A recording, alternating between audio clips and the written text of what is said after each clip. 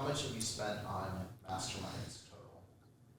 Over the last 4 or 5 years, I have probably invested over 300 something $1,000 in Masterminds. What's going on, everybody? Welcome back to another Freestyle Friday. I'm sitting here in studio, my producer Eric chopping it up, and we were talking about a few topics recently that we thought might be helpful for Build Your Network listeners. And besides creating content and podcasting and doing events and hosting events and things like that, probably the other best way that I've been able to grow my network full of really high quality people that have similar values, similar mission, way higher business acumen, better connections than I do. Probably the best way I've been able to do that is through jumping into mastermind groups, like pay to play mastermind groups with a bunch of other people who've also paid to be there. And it has a lot to do with the fact that I constantly am looking for ways to put myself in the room where I am the least qualified person to be there. And it's extremely uncomfortable, let me tell you, every time you do it, because it feels like, that moment when you're leaving elementary school to go into junior high and everything's different. You're going from whatever classroom to lockers, or, for some people you're moving to a different school or you're going to a different place, and like everything's different. And you're at the bottom rung of the ladder again. You just worked from kindergarten all the way up to 5th, 6th grade, and you're like the king of elementary school. And then all of a sudden you're back at the bottom. And then you leave middle school, you leave junior high, and you get into high school, and all of a sudden you're back at the bottom. You leave high school and you get into college, all of a sudden you're back at the bottom. And there's these resets that are happening every 3 or 4 years when we're growing up. When we become adults, that stops happening. Most people get to their job and they start at the bottom of their job, and they work their way all the way up to their job over the course of the next 40 years, not over the course of the next 3 years, where then they start over and then they start over and then they start over. And so I want to give myself as many restarts, as many start overs as I can, where I'm back at the bottom again. Because what happens when you're back at the bottom is you get this hunger, this desire inside of you to get out of the bottom of the pack. And so it forces you to level up or get out. That's what I always tell people. It's like, you hang out with high level people, you're going to be forced to level up or stop hanging out with those people. Those are the only two options, because those people don't tolerate hanging out with a bunch of people who aren't going to level up, because that's the type of people that they are. The type of people that are constantly leveling up want to hang out with other people that are leveling up because it helps them continue to level up. And so it's either going to force you to level up or it's going to force you to get out. And I remember the first time, I was looking at joining one of these groups, and this is back when I first started. I was still doing door-to-door sales at the time, and I was looking at a mastermind. It was a 3-day weekend mastermind. I never even really heard the term mastermind before. I think I had just read Think and Grow Rich, which is like one of the first books that mentions the word mastermind or makes it at least somewhat normalized. And I never really heard the term before. And this person that I follow, John Lee Dumas, who's now become a really good mentor and friend of mine, at the time was like the podcaster that I wanted to learn from the most when I was starting my podcast. And he didn't do one-on-one coaching anymore because he didn't have to. And so he was doing this mastermind at his house for a weekend in Puerto Rico. It was 3 days in Puerto Rico. I think it was 5 people, 6 people max that it was limited to. And it was $6,500 for 3 days. And again, at the time I was doing door-to-door sales. The most I'd invested in myself at that time was, book or a audiobook, like 15, 20 bucks, 25 bucks. Never bought a course, never bought a mastermind online, a membership fee. Like I never bought anything like that up to this point. I literally was just buying a couple audiobooks and knocking on doors. And so the $6,500 investment was a very big investment for me at the time. And I just remember I was in the airport I think it was in Panama. At the time I was doing a backpacking trip through Central America. And I was sitting in the airport, my wife was at home. I was talking to her about this thing. I was staring at the order form at the $6,500. And I was just like, oh man, this is a lot of money. Like what happens if this doesn't work out? My brain started thinking of all the negative things. And something came over me at the time where I was just like, you know what? I know that I want to do this thing, and I know that I want to do it well. I know that I want to become a podcaster. I know that I want to be done knocking on doors. I know those things for sure. And so that certainty seemed like a worse decision than the uncertainty of dropping the $6,500 and crossing my fingers hoping it was going to work out.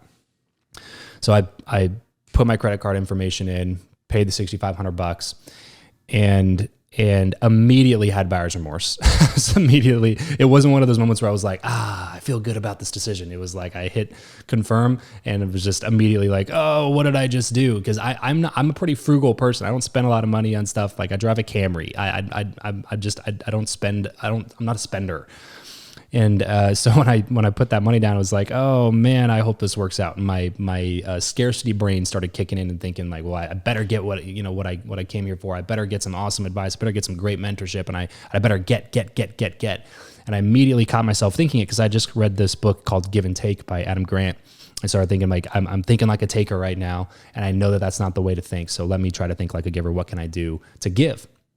And so I, at that time, differentiated myself by actually volunteering to work a booth for John at another event. And that was at Podcast Movement. So John was going to be a keynote. He had a booth. He was selling journals at that booth. He wanted me to stop by and train his guy for like 10 minutes because it was like a younger intern that hadn't sold much before. And I had been doing door-to-door sales and retail sales for a few years at that time. I was pretty good at it. And so he asked me to come by and train him for like 10 minutes at the beginning of the event because he knew I was going to be there. And I was like, bro, I'll just work the booth for you. So I volunteered 3 days of my time. I show up, I drive there, I drive myself there. I pay for all of my own things. I show up and I volunteer for 3 days standing in a booth at a trade show, at an event, just hawking $30, $40 journals. Zero commissions, don't ask to get paid for it, nothing. I just wanted proximity. And what ended up happening from there is that one move became a massive level up in my life, and things started to go really well. And I started realizing like the advantage that I had over all the other people that were paying John, but maybe paying for a $99 course or a $50 a month community or something like that. And they were getting some sort of access to him. But since I was at his house with 5 other people who were all like outperforming me in multiple areas of life, I knew getting around those people was a good idea, and building relationships with those people was a good idea. And then being around John and Kate was a good idea. And so, when I jumped into that room, it forced me to level up, and I started taking action in a really big way. Launched my show. And then I was at that point looking for, okay, like how do I start making money with this thing? And John, because the Podcast Movement event went really well, he invited me to go to this other event in Vegas with him that he was also keynoting at, that he also had a booth set up that needed to sell journals. And so since I was close enough to be able to drive out there and he didn't have to pay for any of my stuff for me to get there, I went ahead and worked the booth for him for free again, without the other guy that was at Podcast Movement. So this event was called Thrive, and it was out in Vegas, run by a guy named Cole Hatter. And I was at that time thinking like, man, that first mastermind thing worked out pretty well. Maybe there's another group that I could join. And I was like kind of looking for a different group, and then figured out that Cole had a group, and I liked what Cole stood for. I liked that he was in real estate. I've always kind of been in real estate, had 1 foot in, 1 foot out. My dad's been in real estate since I was a little kid. We flipped some houses every once in a while. And so I was like, oh, I like this guy. I like his values. He's in real estate, teaches giving back and different things like that. And so this mastermind was 15 grand though. So more than double the first mastermind. And again, it came to this inflection point where I talked to my wife, and I think every time she just got a little bit more nervous. And I was like, all right, well, if you know what you're doing, then I trust you. And so, $15,000, I put on a credit card, and like probably 2 weeks after Thrive, where I finally made the decision, I was like, oh man, I just got to do it. Got to jump in. And I go into that room, and I felt again, totally overwhelmed. There was dozens of people in this group, not just 4 or 5, and all of them were doing better. They all had businesses that were, doing at least multi-6 figures, and then some of them 7 figures, a couple of 8-figure people that were in that room. And at the time, again, I was doing door-to-door sales, and I had a podcast. So like my door-to-door thing wasn't necessarily my company. I had like a little sub-dealership of a sub-dealership that I kind of ran and managed, but I wasn't like my company, and we weren't doing massive volume. The podcast was just started. I hadn't interviewed a bunch of really, interesting people at that point. I didn't know how I was going to make money off of it. I didn't have any idea how to build an online business. None of that was the case for me at the time. And But getting into that room again forced me to level up, and it forced me to start thinking more like a winner. And so these speakers started coming in. I started hearing from, this speaker and that speaker, and then I ended up renewing in Thrive for a second year to be a part of that mastermind group again. And at this point, now I'm full time in podcasting. I quit door to door, full time podcasting, but I'm not making that much money. It's the first time in my life I ever took a pay cut to do something different. But I just knew that I would rather be doing this and not making as much than doing door to door and making a lot more. So now I'm doing full-time, podcasting, trying to figure out how to build an online business. I rejoin Thrive and Connect. And then one of the speakers that came in was a guy named Dan Fleischman, and figured out Dan had done a bunch of stuff, social media stuff for like Ty Lopez, helped a bunch of really big names build their social media brands. Started following Dan a little bit more, brought him on the podcast, got him booked on Brad Lee's podcast out here in Vegas. And so I interviewed Dan in Brad's studio, and then Brad interviewed Dan in his studio, and got to know Dan a little bit more, started following him, started looking at the stuff that he was doing. I was like, man, this guy does life right. He does things the right way. Treats people well, most well-connected, one of the most well-connected people that I still know to this day.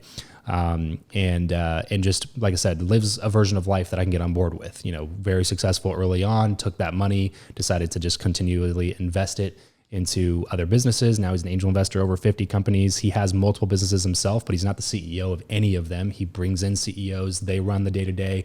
It allows him to travel, do events, put on masterminds, and connect with his friends a little bit more, and do massive, bigger biz dev deals on a big level. And so I was like, that's somebody that I would really like to learn from. And I started just following a lot of his content. And then fast forward a little bit more, and still trying to figure out the online business, starting to go well. I'm at least at a multi 6-figure business now. And then I find out this Joel Marion guy online. I forget exactly who put me in touch with him or who directed me to him, but I was like, man, this guy's savage. I want to go interview him. So I reached out. I said, hey, can I interview you? And he goes, yeah, come on out to Florida and we'll do back-to-back interviews. I'll interview you for my show and you can interview me for your show. And I was like, all right, done. So we flew out to Florida. I spent almost 6 hours at Joel's house in Tampa. And if you haven't been to Joel's house, he's got this beautiful home in Tampa, right on the water, with 180-degree view of the water. If it were physically possible, you could jump from his pool into the bay. It's crazy house. And so I spent 5-6 hours there with him, recording his episode with me, which was over 2 hours. My episode with him was an hour and a half, and then we were just talking in between and before and after. So this is someone that I really respect and someone that I can learn from. And then he starts talking about this other mastermind. Now, keep in mind, $6,500 for John's mastermind, $15K for Cole's, and then a renewal. Then all of a sudden they throw this number at me, and it was $100,000 to be in this other group. And I had passed on being a part of Arete with Andy Frisella and Ed Milet, which was $50,000. I remember thinking $50,000 at the time was oh my gosh, $50,000 to be a part of this group. There's just that's crazy. I wish I could do it, but I can't.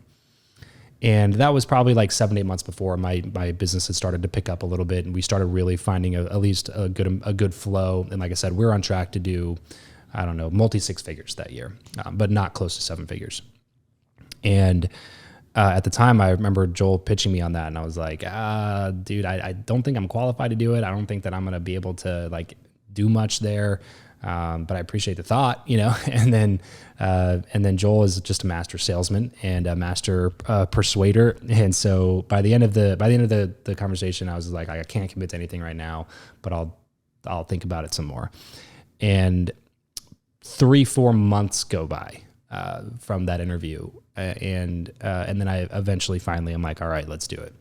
And so I invest $100K into this group, and that was probably the most nervous I've been in a long time, when I had to stand up and introduce myself the first night, when it was a bunch of us in this Beverly Hills mansion, and we all got up and introduced ourselves. Bruce Buffer introduced us, and then we got up and gave a minute intro. And that minute intro, I was so nervous. And not even just because of all the people in the room, but because I still didn't at that point know exactly what I did. I didn't even know what to tell the people in the room. Like, if you think about that, it's insane that I invested that much money and still didn't really know exactly what my business was doing. Like, we were consulting some podcasters, we were coaching some entrepreneurs on how to podcast, and we started producing some shows for some people. But I was also doing events and masterminds. And so it was just like, there was multiple things happening. We didn't really know exactly what to do. So during my intro, I literally didn't even say what my business was, because I didn't really even know exactly what I was there for. I just knew that it was a room that I wanted to be in, and I sacrificed a lot to be in that room. And then, COVID happens, 2020, a lot of things go the opposite way that we were all expecting them to go. I shut down my events mastermind business because I thrived on doing things in person, and that wasn't working. We had just launched a new podcast that was supposed to be 100% on YouTube, 100% in-person interviews. We had multiple interviews scheduled, had to cancel all of them, had to basically stop that podcast because I wasn't going to do 2 virtual podcasts for the sake of doing 2 virtual podcasts. So we stopped that one. We stopped the events mastermind business, and I was back to like, man, well, what are we doing on? What are we focusing on here? 100 million group shut down for the year. We did calls or something, but we didn't have any events because we weren't allowed to. And then that's when I had the idea to start Guestio, and opened up a few credit cards through a buddy of mine's company, Bill Jennings. He helped me open up some lines of credit, and started developing this software product on zero interest credit cards. And then by the time I was done with that, started raising a little bit of capital, and I got a couple people to invest. Went to a few of the people that I had met in the group that were all doing massive numbers, who at least had respect for me for putting myself in that room, and could see that I was there to give it my best, because like I said, I didn't come into that room, the 100 million room, and pretend to be somebody that I wasn't. And I see that happen a lot when people put themselves in these types of rooms. They tend to posture and not be real about the situation they're in. And then when the group doesn't work out for them, they talk crap about the group. And it's like, look, the group, you can't expect the group to help you if you don't ever tell anybody that you need help.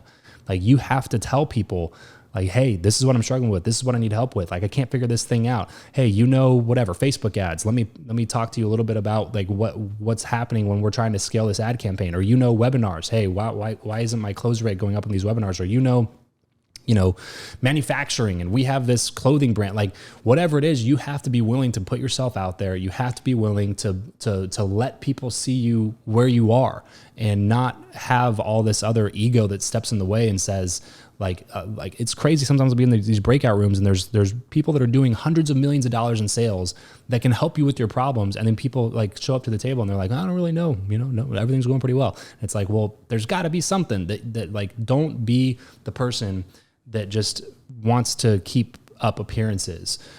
Be the person that comes in and wants to actually get some help, and be honest about where you are. And so when I came into that group, I literally would, like I said, I would tell people. I had a couple people speak at a couple events of mine, and we would be sitting down. I was just like, look, this is exactly where I'm at. Like, we're going to do this much revenue this year. I didn't feel qualified to be in this room. I'm probably one of the brokest people in the group, but I do know that I'm a fast learner. I do know that I'm ambitious, and I do know that I'm going to do whatever it takes to be successful. Obviously, I wouldn't be in this group. And I think people just appreciated the honesty, and they respected that. And because every single person that's been like a bootstrapped, successful entrepreneur has been in that exact spot where they didn't know exactly how it was going to work out. They were just at the beginning. They were getting started. They had some momentum. They learned a lot. They had some solid foundational things, but they didn't figure out what that thing was yet. And they're happy to help you, eager to help you, in fact. But you got to be willing to be helped. And so I was that person. I was just like, look, this is where I'm at. This is where I want to go. We started the software company and ended up raising some money for it. We raised some money from people that I met in that group as well. Ended up closing $1.3 million seed round at the beginning, around August of 2021. And then that's when we shut down everything else that we're doing, the coaching, the consulting, the production, all that stuff. We shut it down to focus in on the software once we closed that round. And that was 2021. 2022 rolls around. Beginning of the year, things started going really, really well. Now we're on a multi seven-figure run rate for the software and the agency that started off the back of the software. We're getting ready to raise another round. The people who I can just text now and ask for different advice, different information, people that are speaking on stages all over the world, the people that are getting paid tens of thousands of dollars for coaching. Those are the people that I now just have in my Rolodex that I can just send a quick text to, send a quick video to, shoot an email over to, and get a response. These people are actually sending clients to me. They're referring their friends. Like now I've been in these groups, been in these circles for multiple years, and people have seen me continuously show up, continuously grind, continuously put in the work. And that's what allows those people to trust that I'm going to take care of the people that they send to me. So now I get random group chats from the, founders of multiple groups that I've been in, from the instructors in the 100 million group, from the speakers that I have relationships with through the podcast, through the mastermind. Like everything's really synergistic. And none of that would be possible if I didn't take the risk to continuously put myself in rooms where I was the dumbest person. I did it again recently.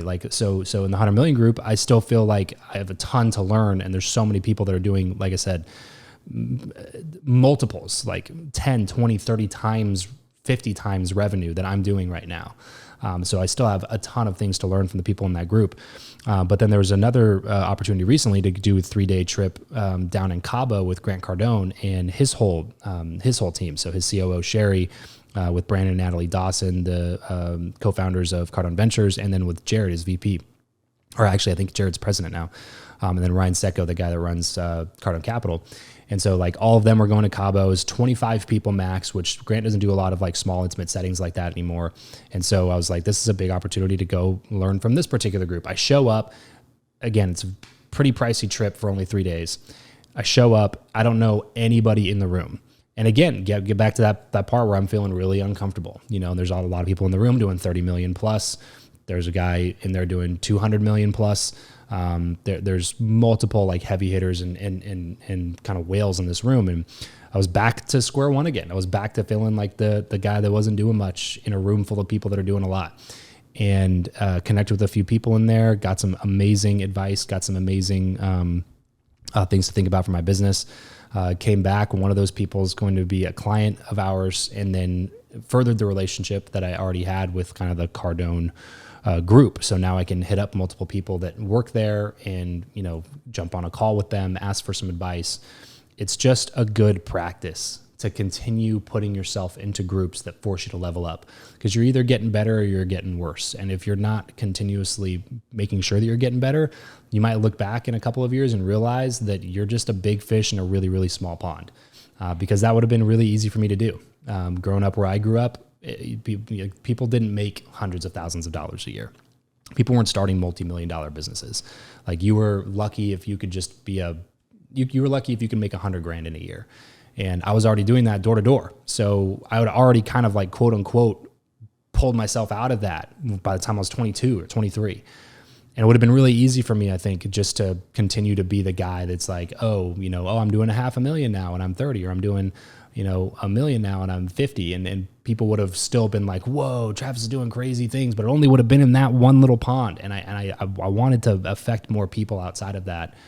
And I don't think that there's a better way to do it in a shorter timeline than jumping into a mastermind group that allows you to level up the connections that you have, to learn from really amazing people, and to do it in such a short time frame. That's the big thing. It condenses time. It allows you to do all that stuff way faster than you would have been able to do it if you try to do it on your own. Because the thing is, like, can you do it on your own? Yes, 100%. You can learn all this stuff on your own. You can go at it alone, and you can be extremely successful. But the people that I know that took 20 years to get to multi-million dollars, who now are turned on to the idea of masterminds and events and groups and coaches and mentors and stuff like that, they're like, oh my gosh, man, if I would have just found this stuff 20 years ago, I would have hit these revenue numbers 5 years in, like no doubt about it. Almost anybody I talk to that built their career by themselves through whatever reason, just lack of knowledge or information, they didn't know that it existed, or just ego getting in the way because they saw the price tag and they were like, no way those people know that much more than I do. I didn't want to give them any money, whatever it is. Like if they make the investment, they jump into one of these groups and they experience the difference that it makes, they're immediately just like, oh my gosh, man, if I would have done this 15 years ago, 20 years ago, 10 years ago, I don't even know where I would be. And then anytime I get in those rooms, and some people figure out how old I am, they're just like, man, if I would have known this when I was your age, man, it's so like really like good for you. I'm happy that you're here. Cause like, man, if I would have known this stuff back when I was I don't even know where I'd be. And it's just like, you're in the right rooms when that's the responses that you're getting from people that are doing massive things in the world, people that are running multi 9-figure organizations, people that just exited their company for multi 9 figures, people that are running multi 8-figure companies. And these are the people that are now your peers, the people that you can hang out with. And so the only thing that I would add to all of that is you have to have your thing, the thing that you're competent at, the thing that you're good at, that nobody else is good at. And that for me became podcasting. And that was like the knowledge angle that I had in a lot of these groups, because there's a lot of great business owners, but not a lot of people that did stuff online in terms of content, and definitely not anybody that was doing anything big in the podcasting space specifically. And so that kind of became the angle that I leaned into to become actually a big value add to the group, where people actually pull me aside. And anytime I can tell when people talked about podcasting in their little breakout session rooms, because I'll have like 3 people come up to me and be like, oh yeah, someone was talking about podcasting and we mentioned your name, so make sure you talk to them before you leave, and it's just always, it's a good thing to know that like now I've been in these circles, these groups long enough where people are starting to associate with me as being like, hey, if you need anything about podcasting, be a guest on their show, starting your own show, getting in touch with networks, whatever it is, Travis is your guy. And so now anytime that stuff comes up, people get sent to me, and I get known as almost being a staple in these types of rooms and communities as like the guy that does this thing.